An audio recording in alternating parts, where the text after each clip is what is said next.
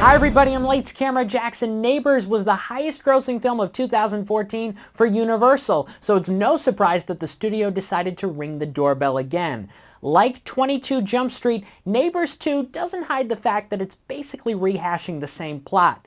The difference? Channing Tatum and Jonah Hill's second go-around as undercover cops was consistently funny, while Seth Rogen and Zac Efron's college comedy sequel simply isn't.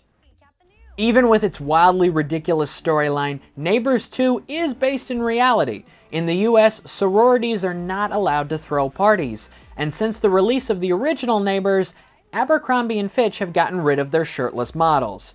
Kicked out of his friend's house and not pleased with his job demotion, Teddy, played by Efron, who still spends much of the film without a shirt on, gets desperate and decides to visit his old college frat house.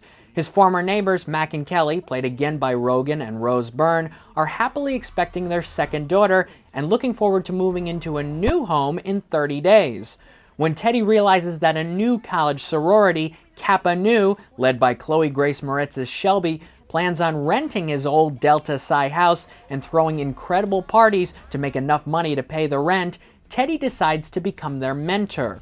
Of course, this doesn't make Mac and Kelly happy, as they need a quiet neighborhood until they sell their house. Cue a non-stop stream of revenge pranks, including the return of the airbags gag, and the results are much more deflated this time.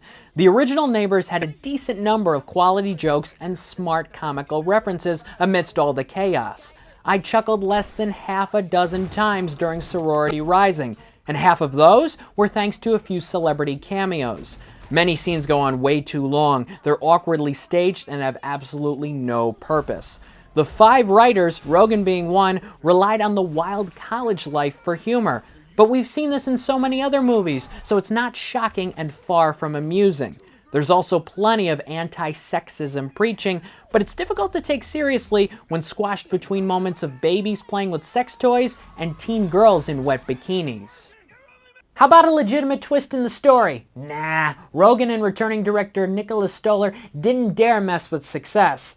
Neighbors 2 is the year's biggest, most blatant money grab. If you think you know what you're in for, expect to be underwhelmed. On the official LCJ report card, Neighbors 2 Sorority Rising gets a D. I'm Lights Camera Jackson. For all the latest news and movie reviews, go to lights-camera-jackson.com, subscribe to my YouTube channel, and follow me on Twitter at LCJ Reviews.